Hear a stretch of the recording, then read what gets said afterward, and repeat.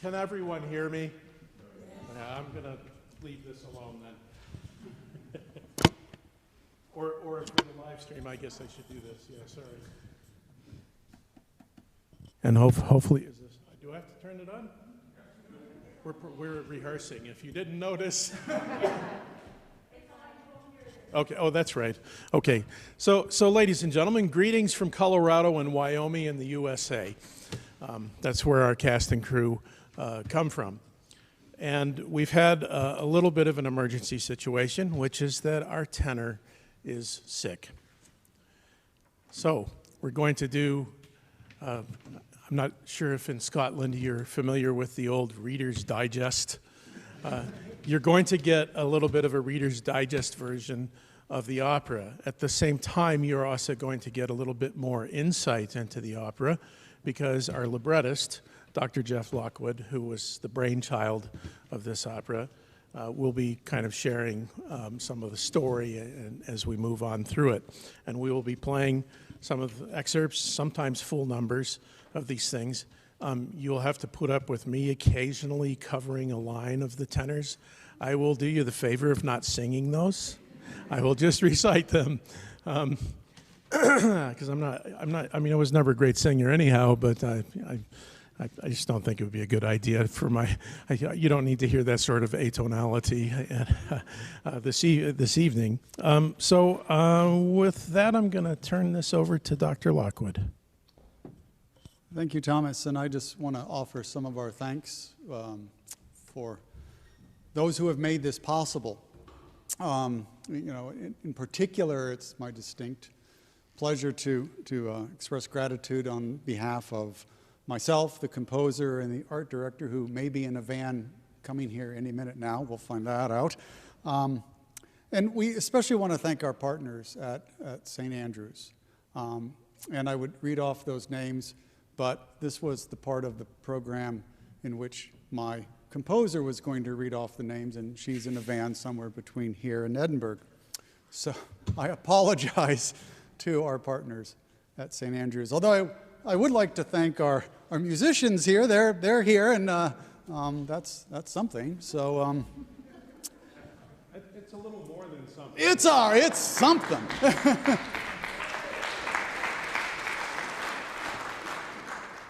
And I should thank our financial sponsors, the Mohammed bin Zayed Species Conservation Fund, provide the major source of funding for this performance. But we should also thank the Orthopterist Society. That's a group of scientists who study grasshoppers and locusts around the world, who provided some funding. Mr. Melvin Cox and the University of Wyoming for their support. We're also grateful to two other organizations, the UCross Foundation and the Wyoming Humanities Council. These two organizations were with us from the very beginning, and they were the first to believe that a creative collaboration and a respectful and mutual collaboration between science and art could generate something that was profoundly human. And so we hope that's something that you gather from this afternoon. We also want to thank our families and our spouses who have put up with our absence in many cases for extended periods of time, in the belief that our work would somehow justify having left exchanged, if you will, our familial loved ones for our collegial loved ones. And if you would like to be included among our loved ones, you'll turn off your cell phone, and we would love that. And finally, we would note that we're providing this performance via live stream and then down in Glasgow later this week as part of the United Nations Climate Change Conference. And the opera is a story of the collision between humans and other species, a story of both arrogance and humility. And I think it fits well into this time of climate change, because I don't know that there's ever been a time in human history where it's been more vital for us to come to terms with both our power and our responsibility regarding the natural world. So with that, and I would like to say, I also want to thank you for being appreciative, hopefully tolerant, understanding of the situation we're in, and I hope you will swarm up to our efforts.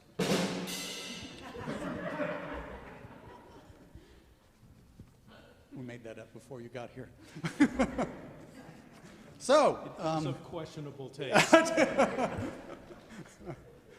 that's what you get when you have a librettist and a drummer working together. We're going to move to the opening. Yes, so the first thing we're going to play for you today is the overture to the opera.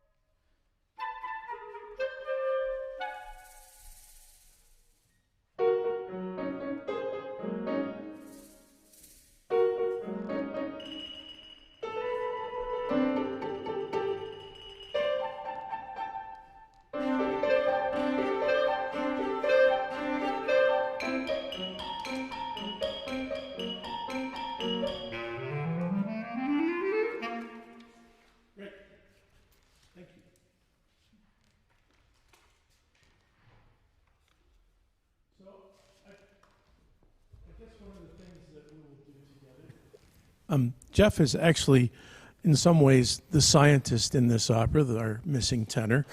That's who he is.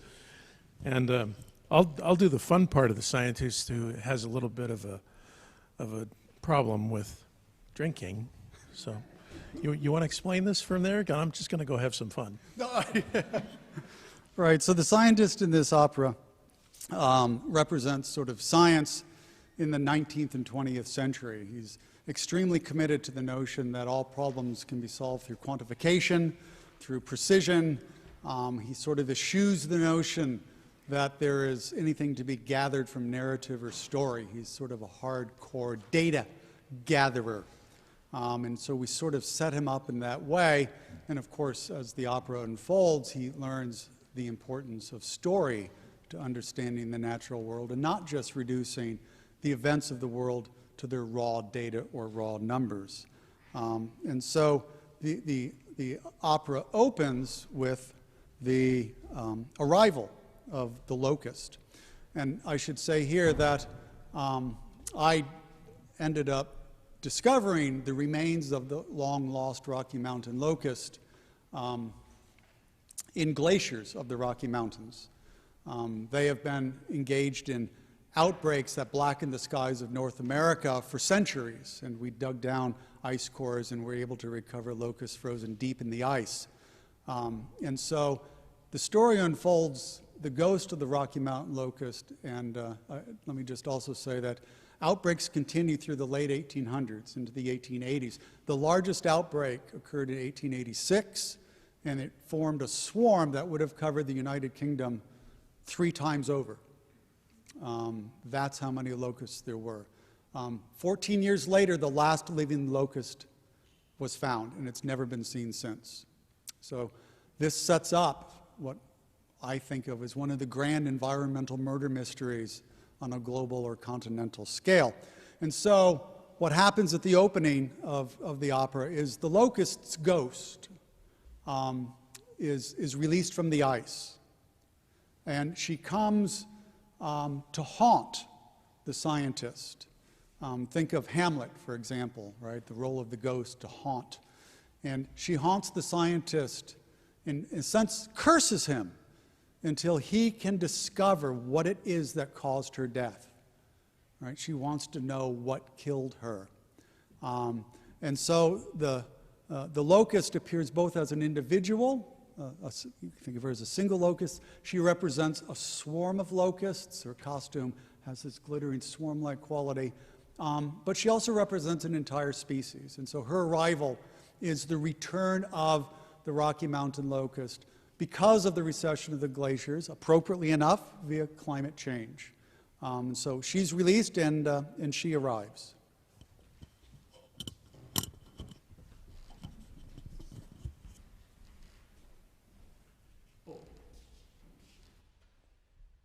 We have to rehearse with all of you for this number. So you'll see you have some tissue paper. Yeah, you're wondering why that was on your seat. It's because you have to perform here for us. This is part of the opera. So what we're going to be asking you to do is in roughly 3 groups of people. So I would say from here over to here is group 1. The middle is group 2. And let's say from here to my right is group 3. So I will be doing that, right? And so we were going to practice this really quickly. So group 1, you shake the paper. Perfect. Group 2, keep shaking. Group 1, do not stop until I tell you to stop. Group 3, all right, very good. Group 3, group 2. And can we get a decrescendo? Beautiful. You're ready, I hope. Here we go.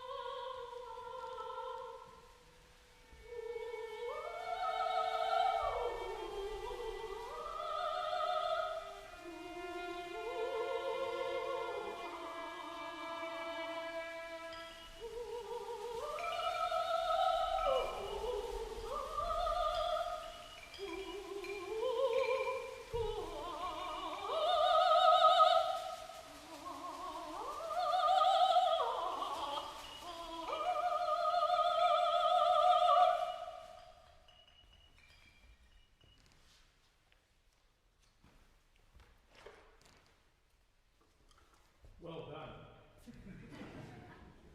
So we're going to take the scientists and the locust now have a bit of a conversation because the scientist is kind of trying to figure out what is this thing, and I think I'll pass that on.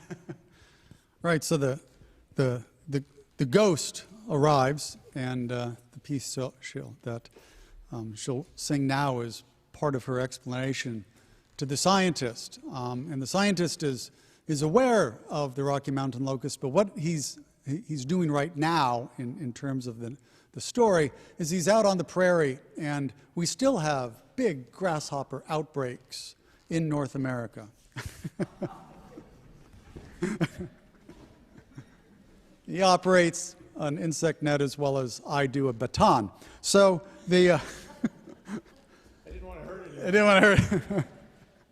So what we're going to get now is the locust sort of giving the scientist who's expecting to find grasshoppers, right, because it's middle of a grasshopper outbreak in Wyoming, expecting to find grasshoppers, but he's approached by this phantom. And so she offers her view of the world and sort of the reasons for her arrival.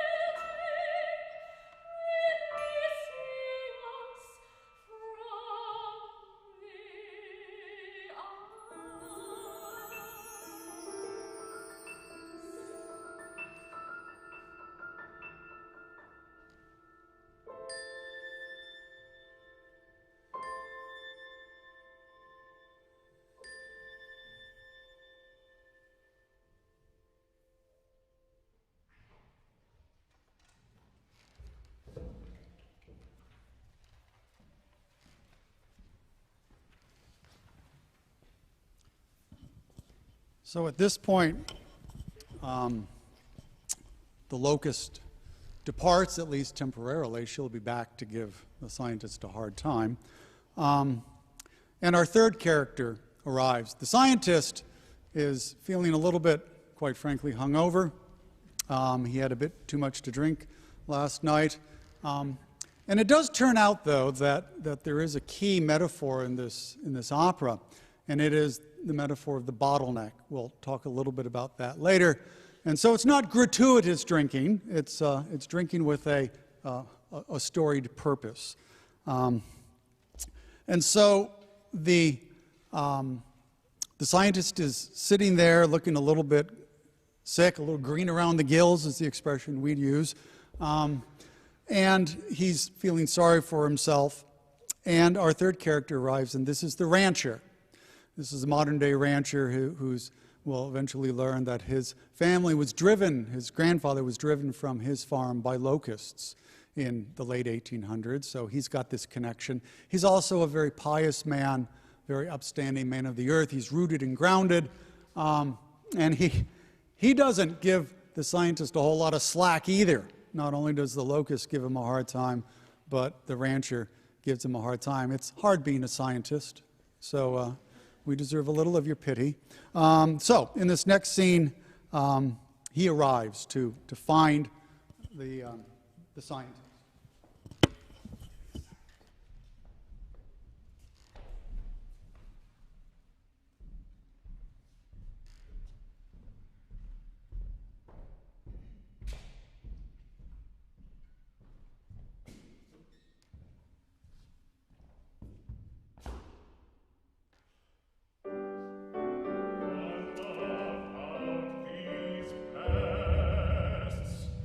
Scientist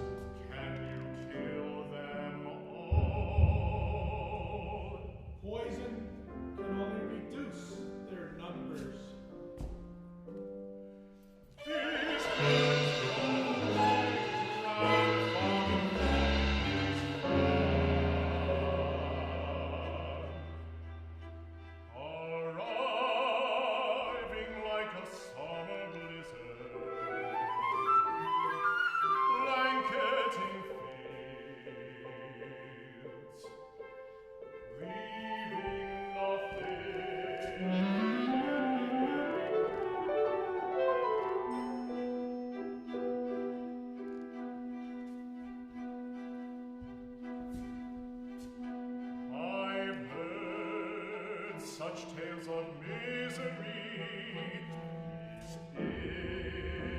Insects seem as a biblical plague.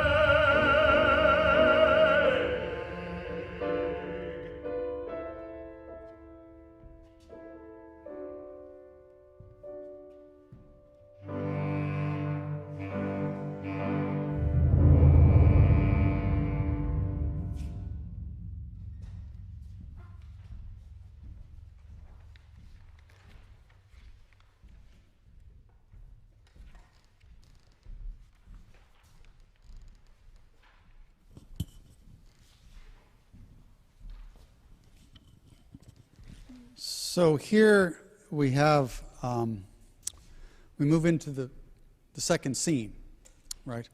And in the second scene, the scientist is in his study. It's in his home. It's filled with books and charts and collections of insects. And he's exhausted. He's tired. He's had a long day. And the ghost of the locust will haunt him and prevent him from sleeping. She becomes his nemesis. She wants her answer, and he wants to rest. And she won't allow it. And so there's 3 pieces here of their encounter. And within this scene, there are sort of 3 moments. And each of the moments is when the scientist believes, having been awoken, that he's discovered the reason for the locust's disappearance. And each time the locust comes and either mocks him or toys with him, but destroys his hypothesis. And these are actually 3 hypotheses that developed during the 20th century for the extinction of the Rocky Mountain locust. Scientists didn't know what had happened. And the 3 hypotheses very quickly that are alluded to in the second scene. The first one is we know that in the 1800s, what was called the Little Ice Age was coming to an end. There was climate change. And so he thinks, that's it must be climate change. That's what killed the locust. But of course, the locust points out, no, you fool, the temperature was warming. We're insects, right? The climate was changing, but it was improving for us. How could that account for our extinction? Good grief. And off she goes. And then there's a thunderstorm. We'll play around with that. And that connects to the second explanation. That is that in the late 1800s, the Europeans settling North America were wiping out the Indians. The Indians played this important role in North American ecosystems. They used fire to shape the prairie. They created vast grasslands where there had once been forest. And so the idea that the scientist has is, well, once we eliminated the bison, of course, they almost went extinct as well, that must have been, somehow it was all linked together. The locust must have depended upon the bison. We eliminated the bison. That eliminated the locust. That's the answer. And again, she cuts that down, says, no. The changes in the prairie were way too slow for the forest and the trees to move back into the grasslands. That's not it. So he offers his third explanation. Well, and he hears thunder. And it reminds him of a herd of bison, the pounding of their hooves. He thinks, that's it. Somehow the locust depended upon the bison. So when we eliminated the bison, there was an ecological connection. And again, she shuts that down. He offers an alternative explanation. Scientists from about 1910 to 1960 came up with all kinds of creative but implausible. And all of their explanations were kind of large scale. I mean, this is a creature that covered vast areas during its outbreaks. Vast areas of North America. So they're looking at something commensurately large. There must have been some continental scale process. And so that's what he's doing in the scene, is coming up with these continental scale processes. And every one of them gets cut down either by his own data or by sort of ecological reasoning. So there will be 3 pieces, and we'll take a little pause between them. But that's the shape of scene 2. And so in the next piece, he's fallen asleep, and the locust comes.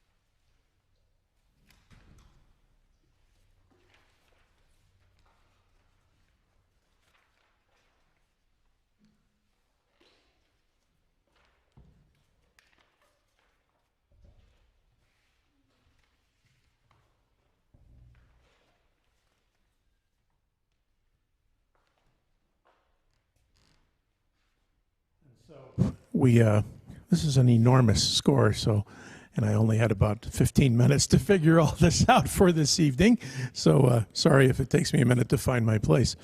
We're going to skip to the end of the number that's called "The Storm Has Cut the Power," because as the storm is coming from a distance, indeed, the scientist loses power in his home, which is one of the things that kicks off some of his thought processes about what might have happened to the Locust. In the meantime, the Locust, of course, has to point out, nah, that's not it, man. So this is what she has to say to him.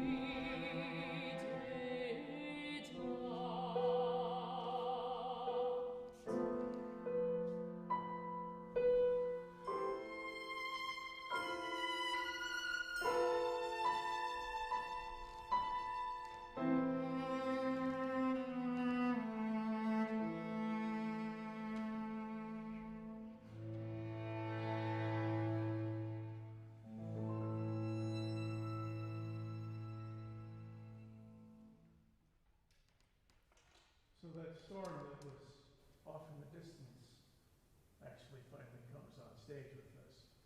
So you have to remember your group number, yes? And we are going to be very fast.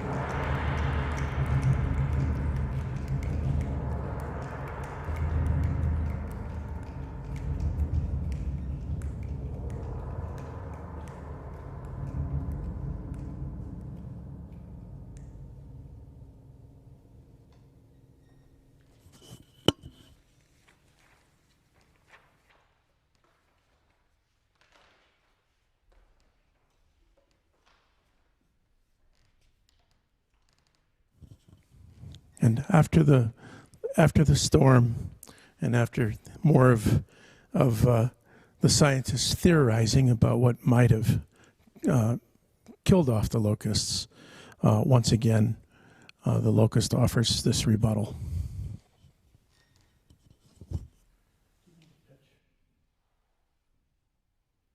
For the beginning? Yes. Perhaps.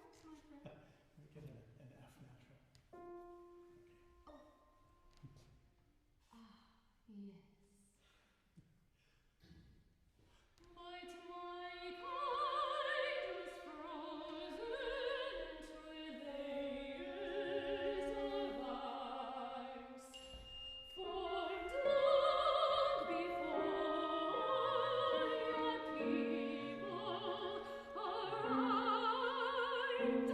Not an aberration, our swarms were joyous flights of reproductive fancy.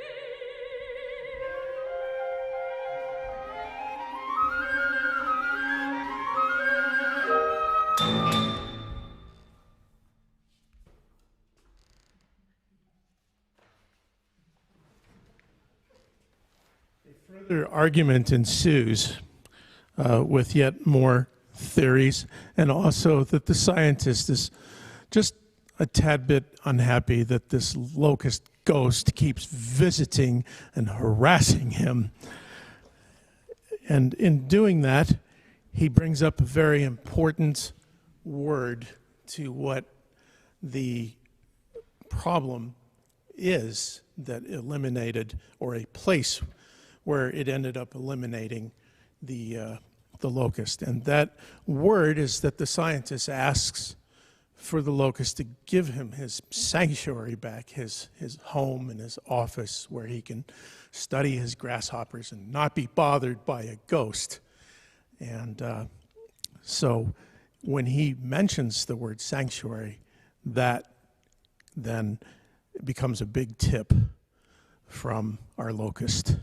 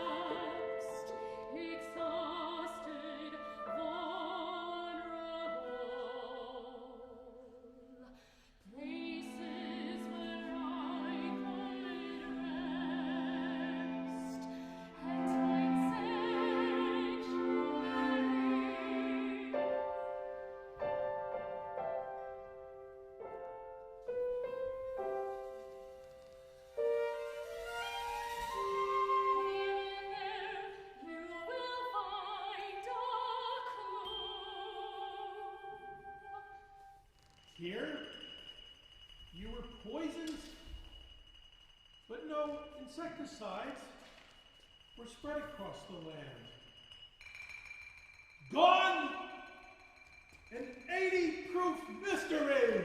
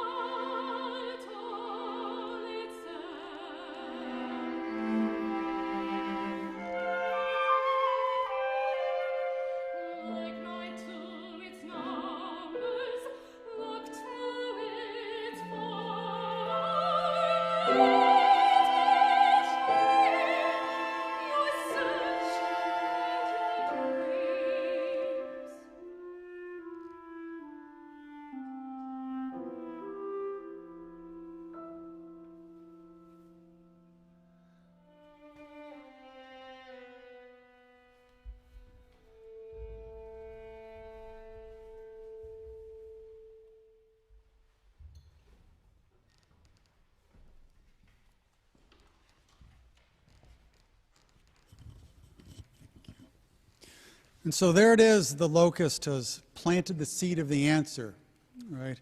It's not an 80-proof mystery, it's a bottleneck that he should be paying attention to, not the contents of the bottle, but the shape of the bottle. And in fact, the Rocky Mountain Locust, as she points out, its extinction could not be understood by looking at the time or the place of its greatest flourishing, but the time and the place of its greatest vulnerability, when it was in its sanctuaries. And these sanctuaries were the well-drained sandy river bottoms of the Rocky Mountains. This is where the locust, during its recession, would collapse back into these areas and sort of eke out a living and reproduce there, waiting, if you will, for the climate or the conditions, the weather to change in ways that were favorable to it. So these were its sanctuaries, the places where it could always make a living, if you will. And this is not something that can be determined sort of quantitatively, but it's embedded in the story of the Rocky Mountain locust and the accounts of the Rocky Mountain locust, sometimes in the maps of the Rocky Mountain locust, but not in the data, not in the columns of numbers. And that's what the scientist is coming to realize, that it's the sanctuaries. While he was vulnerable in his sanctuary of his study, he begins to draw the connections, begins to understand that this is what happened to the locust as well, that she was vulnerable at certain times and places and therefore driven to extinction. It's very much like, and we don't have this in here, I don't know if you're familiar with the monarch butterfly of North America. The monarch butterfly every winter collapses back into a few dozen hectares in Mexico. And that, at least the eastern population of that enormous species, could be wiped out because it goes through this ecological bottleneck, it could be wiped out by a handful of loggers going into those groves at the wrong time. And so one of the lessons about extinction, one of the lessons that we have, is that some species, even abundant species, may have points of vulnerability. A chain is only as strong as the weakest link, and in some species, that weakest link is a time and place of great danger.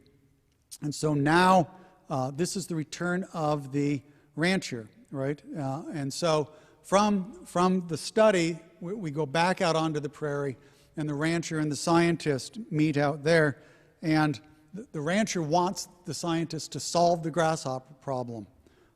He wants to fight. He wants to win. And so that's sort of our current attitude, right? How much have we learned about this? Because we still think the way to do it, even though it wasn't pesticides that eliminated that species in the late 1800s, we still think that's the solution to our problems today. So, let me pass this to you.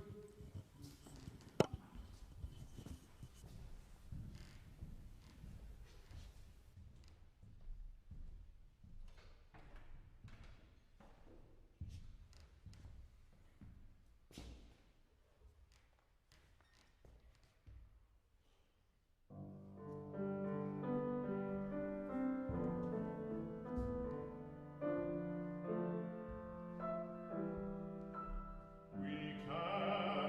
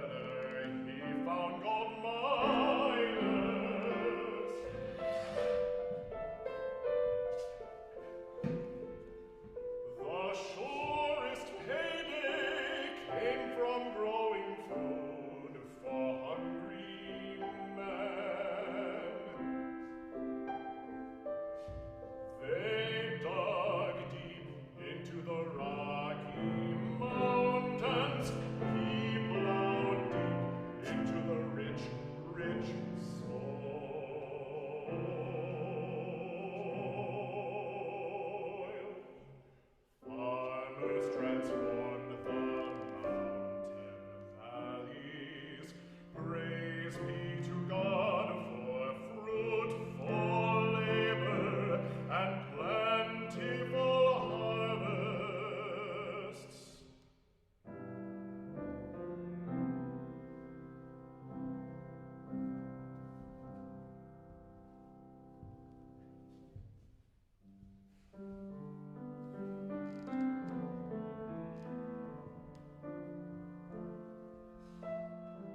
The wilderness was subdued, the land made bountiful.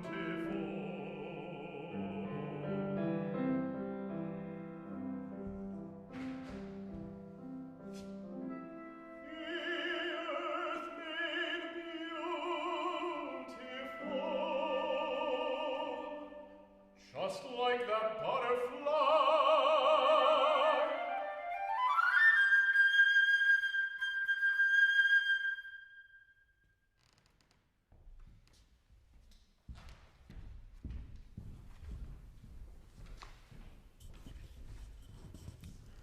And so after all of this, we have the return of the Locust. Right, so the pieces are coming together. The Locust turns out to have found the same fertile soils that the men, mostly men who were farming the land at that time, were using to feed the gold and silver miners of the Rocky Mountains. It was a collision of people and creatures.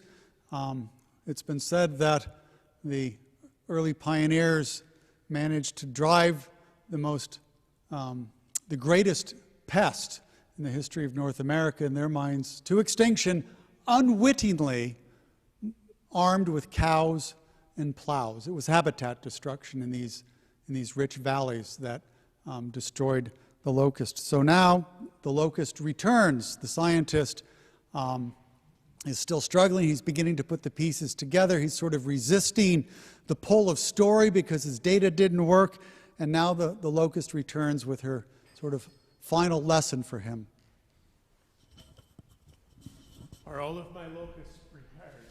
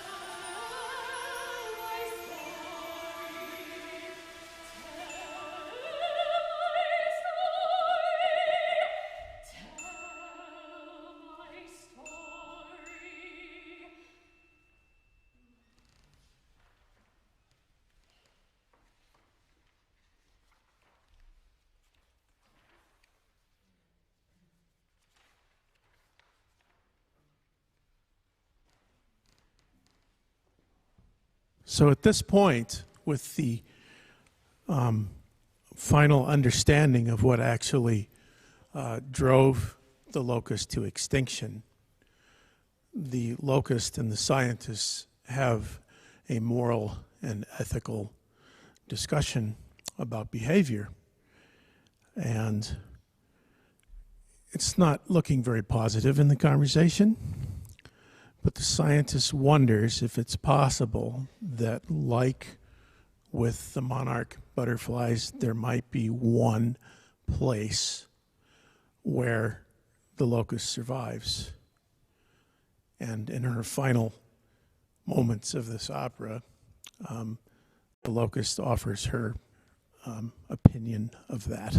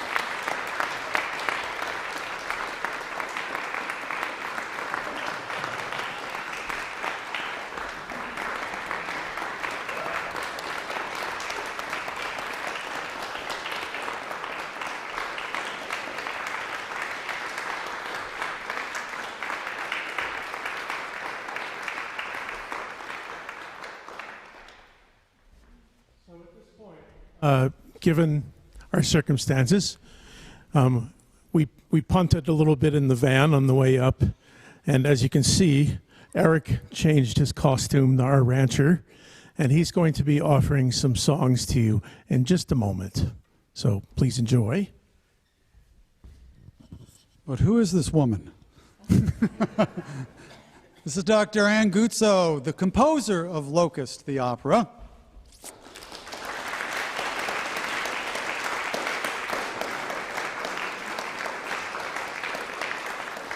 Okay, I'll leave it then. And so while they do a costume change, we kind of hurried through the story. It's a weird way to tell a story with an operatic piece between mini lectures. So if we confused you, we apologize. But if anyone has any questions, I'd be willing to field those questions now while we go through this quick costume change and convert a locust back into a human.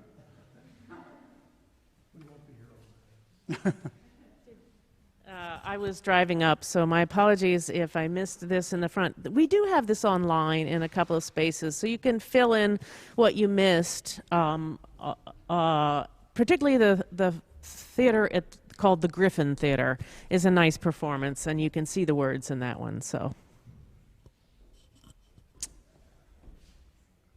any questions? Yeah. Oh, where online? If you look on YouTube, that's probably the best place. And if you Google Locust and Guzzo, which is my last name, Guzzo, that's probably the best way to find it. Or just Locust, the opera, and you'll see that there's 3 scenes. And it's each separate scene is a separate YouTube link. Yes?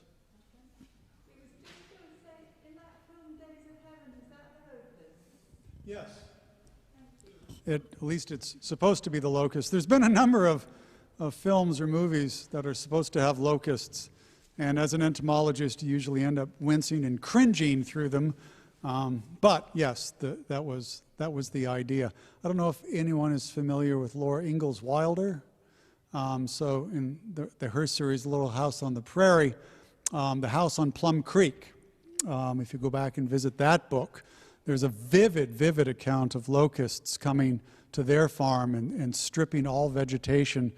And you got to remember, at this time, the American farmers were subsistence. They were not, a lot of them were not commodity and market farmers. So when your field disappeared, that was your food for the coming winter. And we have reason to believe that probably hundreds or maybe thousands starved in that winter after the last major outbreak. It was a time in which the United States sort of had to come to terms with a couple of things. One was the proper role of the federal government when people were no longer able to look after themselves. And we had this notion, right, that poverty was a flaw of character, right? Poor people had done something wrong or they deserved it, but here we had very hard-working people of the land who were in a very difficult situation. It's interesting, so you have to read my book called Locust, but the fact that the rancher has this voice that Dr. Guzzo did a wonderful job of weaving in a sound of a hymn, there were a lot of reflections at that time during the locust outbreaks as to whether this was the act of an angry God. So people at that time would refer to the biblical plagues, which the rancher does. And so trying to understand natural disasters, our role in natural disasters, whether we deserve them, and how is it that people who have done nothing wrong can suffer through these times? And the answer might be to look to the island nations of the Pacific right now, who are certainly suffering from the consequences of climate change, about which they had very little control and very little to do. So that theme comes back in terms of nature and our suffering in many ways, COVID being among them. And you know, the story is not, it's not very disconnected from some of us in America now. My great-grandfather was a Norwegian fisherman who immigrated to the United States and ended up in the Dakotas, in the Great Plains, where these outbreaks happened. And, you know, not only did I hear about those then from my grandfather, who was still on the family farm in South Dakota. But then that story passed on to my uncle and my father. And so it's, it seems like it was a long time ago, and then you realize, no, it wasn't that long ago. And the grasshopper plagues that are being referred to here, I've lived with them. I sometimes worked on my uncle's farm in the summers. And, there were times when the fields, when you would be cutting hay, you would just be covered by grasshoppers on your tractor. So it's a very real thing. Yeah. There was a reference in the libretto to the Arctic tundra towards the end. Right. Is that a suggestion that the area of America which you're presenting is geologically referenced to or part of the former Arctic tundra?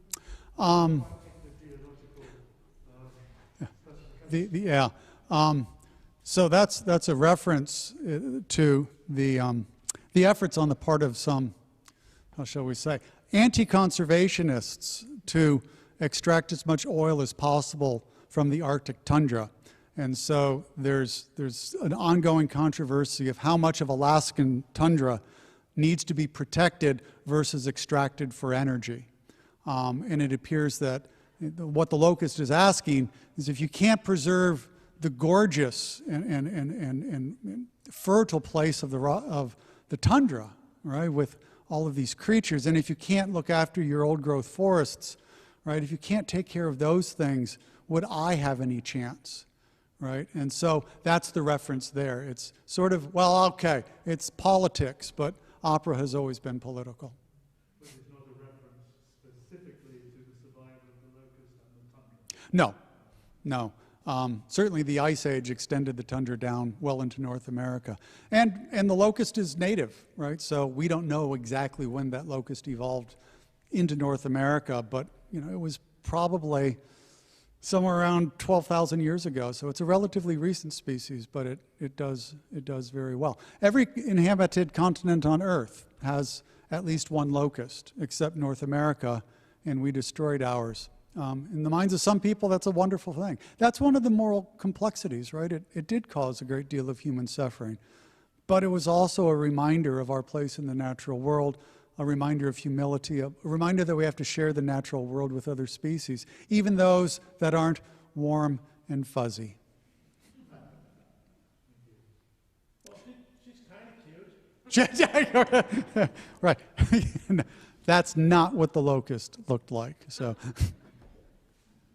Well, I just wanted to comment quickly on Thomas's response that this is something that's sort of recent for us in North America. We can remember this. And, the old saying that the difference between North America or the United States and Europe is, in Europe, 100 years is not a very long time, and in the United States, 100 miles is not a very long distance. And I think that's true. We have so little story, so little history, that these events, which seem big and recent to us, or actually kind of back there, it was 100 years ago. One of the things we've admired about driving from Edinburgh up here and walking the city and whatnot is the age, the sort of the cultured stability, nobility. We don't get that, right? We think 100-year-old buildings are historic. We tear them down, right, yeah, right. Yeah. The Locust had a moral discussion with scientists, but what would the Locust tell the farmer about why the Locust should survive? Yeah, it's kind of, that's a great question. What would the locust tell the farmer, right? I think the locust might have a couple replies, right? The locust might say, well, look, probably in 8 out of 10 years we aren't a problem, right? And so should you manage the land well, we can coexist. Secondly, there was really good evidence from that time, as well as some contemporary locusts, that they were a net benefit over the long term. The amount of nitrogen that a locust swarm deposited was incredibly valuable. As a matter of fact, a lot of farmers noted that in the year after the locusts, they had bumper crops. And so it was like this enormous deposition of fertilizer. Now, you had to make it through that winter. It doesn't help to have fertile land if you're dead. But a part of our response to pests and locusts and a number of other pests is that we have condensed our attention span to the short term. We want to make as much money as we can year after year after year after year. The locust would say, look at it over the decadal scale, and you'll find out that maybe we're a net asset. And of course, that's at a time, again, where that doesn't help if you're a subsistence farmer and you started over the winter. But it's something that we could incorporate into modern thinking, that it doesn't have to pay off every year if it pays off over the long haul. I think that's what the locust would say, is I'm playing this important role of distributing nutrients in ways that would be very expensive and unsustainable for you to distribute them, but I'm a sustainable fertilizer. They were also important for some birds. There's a bird in North America that's now extinct called the Eskimo curlew, and its demise is sort of on the heels of the Rocky Mountain locust, and ornithologists think that this bird may have gone extinct because it may have depended on feeding on the eggs of the Rocky Mountain locust. So that's the other thing the locust might say, is that you usually can't just pull one thing out of an ecosystem and assume you've lost nothing else.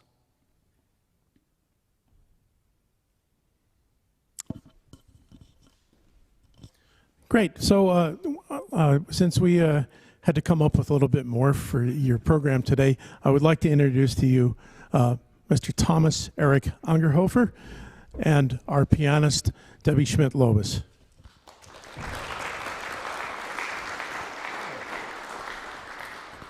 Good early evening. It's a pleasure to be here in this wonderful, amazing performance space, and thank you to everybody who has worked so hard to allow us to make fantastic use of this space with Ms. Gutso's wonderful opera. In coming up with a few extra tunes for all of you, I strove to connect a little bit to the theme from Locust, and to me, as the rancher in the story, it's a lot about our connection to the earth and therefore our connection to each other. As you heard, my last name is Angerhofer, but my other side is Macwithy. And so I'm connected to this land as well. And our first selection is from Bowles' Blue Mountain Ballads. It's called Heavenly Grass, which we have seen plenty of on our way in this evening.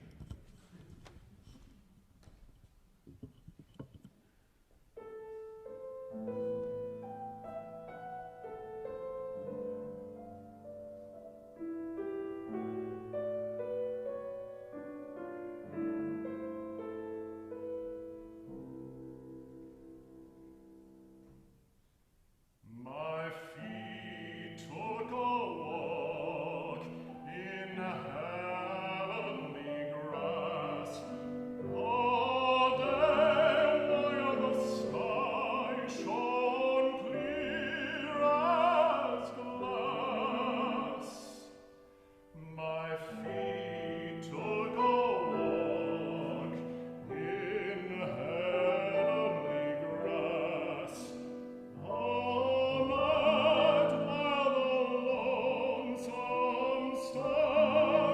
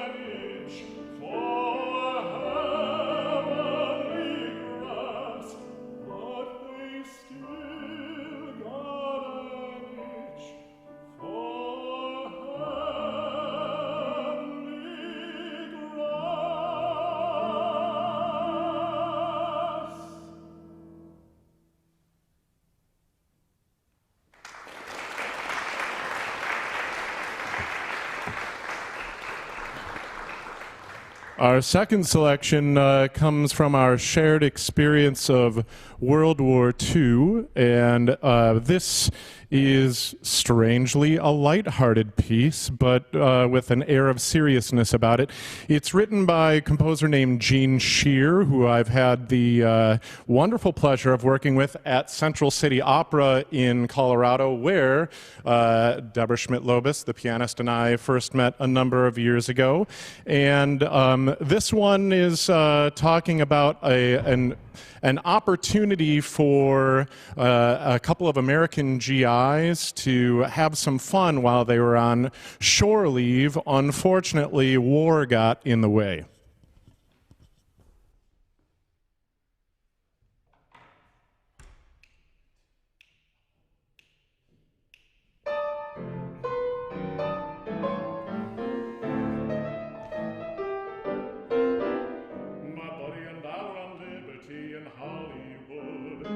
Searching for 24 hours of thrills, when we were invited for some drinks at Howard Hawks on Carroll Drive in Beverly Hills. Howard was engaged to a movie star, the beautiful Miss Evelyn Keyes. The phone rang, I answered it and heard her lovely voice and said, "Oh, whoa, whoa, whoa, please. Voice has enraptured me, you really are a wonder, you really are a wonder, my dear. You must come and be our mascot and lead us into battle, and we will have nothing to fear." She said, "Who is speaking? This is not the Howie, this is not the Howie I adore." I said, "I am Sergeant Mesack of the U.S. Marine Corps."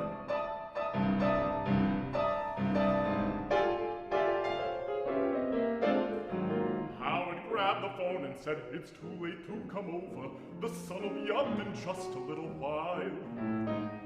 He said, "Don't worry, listen, Sarge, tomorrow night's a party. You got my word, I promise that I'll personally introduce you to a major motion movie star. Tomorrow night, Mesack, you'll be sipping cocktails with no less than Hedy Lamarr." But we were due at the base the next morning and could not spend another night.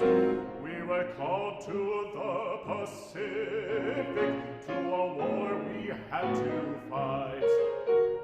And that's exactly how I came to lose the chance to win Hedy's heart. Who says war's not frustrating and doesn't tear you apart? My buddy and I were on Liberty in Hollywood, searching for 24 hours of thrills, when we were invited for some drinks at Howard Hawks on Carroll Drive in Beverly Hills.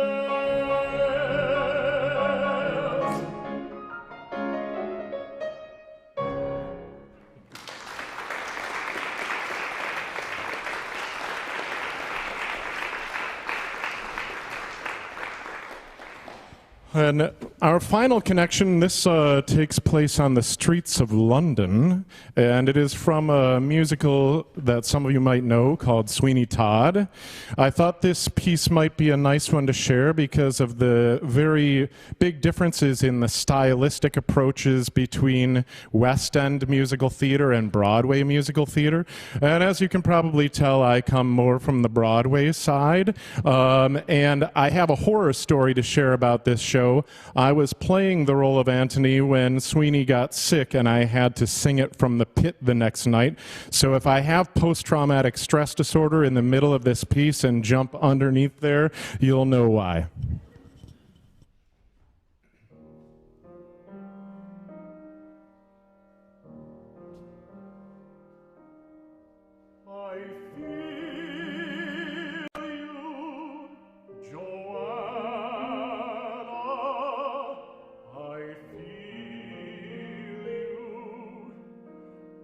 Half half convinced I'd waken, satisfied enough to dream you.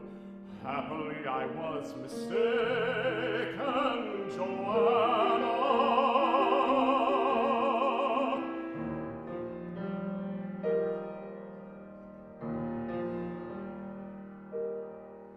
I steal you, Joanna.